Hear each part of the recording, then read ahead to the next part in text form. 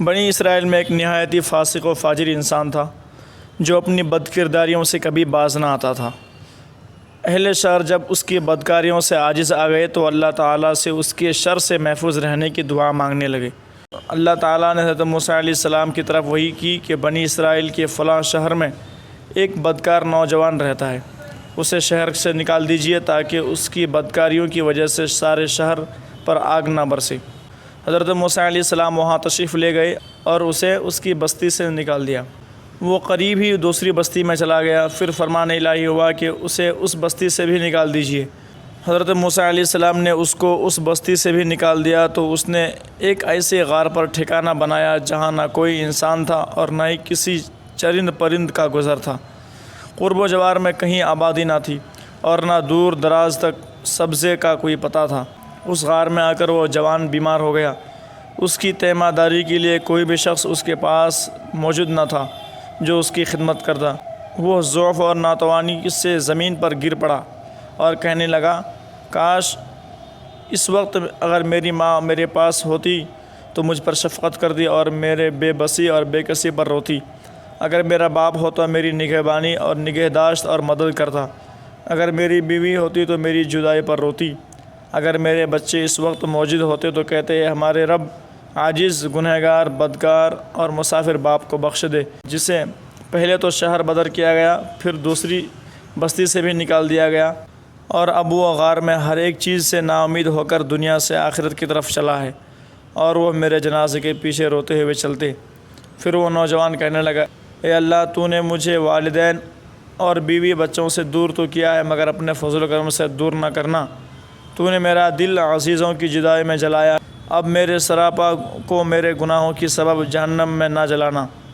اسی دم اللہ تبارک و تعالیٰ نے ایک فرشتہ اس کے باپ کے ہم شکل بنا کر، ایک حور کو اس کی ماں اور ایک حور کو اس کی بیوی کی ہم شکل بنا کر، اور غلمان جنت کو اس کے بچوں کے روپ میں بھیج دیا۔ یہ سب اس کے قریب آ کر بیٹھ گئے اور اس کی شدت تکلیف پر تأسف یعنی افسوس اور آہوازاری کرنے لگے۔ نوجوان انہیں دیکھ کر بہت خوش ہوا اور اسی مسرت میں ان کا انتقال ہو گیا۔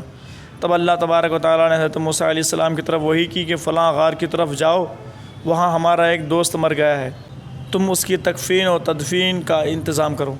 حکم الہی کے موجب حضرت موسیٰ علیہ السلام جب غار میں پہنچے تو انہوں نے وہاں اسی نوجوان کو مرا ہوا پایا جس کو انہوں نے پہلے شہر اور پھر بستی سے نکالا تھا۔ اس کے ارد گرد حوریں تعزیت کرنے والوں کی طرح بیٹھی ہوئی تھی۔ موسیٰ علیہ السلام نے بارگاہ الہی میں عرض کی، اے رب العزت، یہ تو وہی نوجوان ہے جسے میں نے تیرے حکم سے شہر اور بستی سے نکال دیا تھا۔ رب العزت نے فرمایا، اے موسیٰ، میں نے اس کے بہت زیادہ رونے اور اس کے عزیزوں کے فراق میں تڑپنے کی وجہ سے اس پر رحم کیا ہے، اور فرشتوں کو اس کے باپ کی اور حور و غلمان کو اس کی ماں، بیوی اور بچوں کے ہم شکل بنا کر بھیجا ہے، جو غربت میں اس کی تکلیفوں پر روتے ہیں۔ جب یہ مرا تو اس کی بیچارگی پر زمین و آسمان والے روئے، اور میں ارحم الراحمین پھر کیوں نہ اس کے گناہوں کو معاف کرتا۔ برادران اسلام، جب کسی مسافر پر نزاع کا عالم طاری ہوتا ہے تو اللہ تبارک و تعالیٰ فرشتوں سے فرماتا ہے، یہ بیچارہ مسافر ہے، اپنے اہل و عیال اور والدین وغیرہ کو چھوڑ چکا ہے، جب یہ مرے گا تو اس پر کوئی تعسف اور افسوس کرنے والا نہ ہوگا۔ تب اللہ تبارک و تعالیٰ فرشتوں کو اس کے والدین، اولاد اور خیش و اقارب کے شکل میں بھیجتا ہے۔ جب وہ انہیں اپنے قریب دیکھتا ہے تو ان کو اپنے خیش و اقارب سمجھ کر حد درجہ مسرور ہوتا ہے، اور اسی مسرت میں اس کی روح پرواز کر جاتی ہے۔ پھر وہ فرشتے پریشان حال ہو کر اس کے جنازے کے پیچھے پیچھے چلتے ہیں اور قیامت تک اس کی مغفرت کی دعائیں کرتے رہتے ہیں۔ فرمان الہی ہے، اللہ لطیف بعبادہ، یعنی اللہ اپنے بندوں پر مہربان ہے۔ ابن عطا رحمۃ اللہ علیہ کہتے ہیں کہ انسان کا صدق و کذب اس کی مصیبت اور شادمانی کے وقت ظاہر ہوتا ہے۔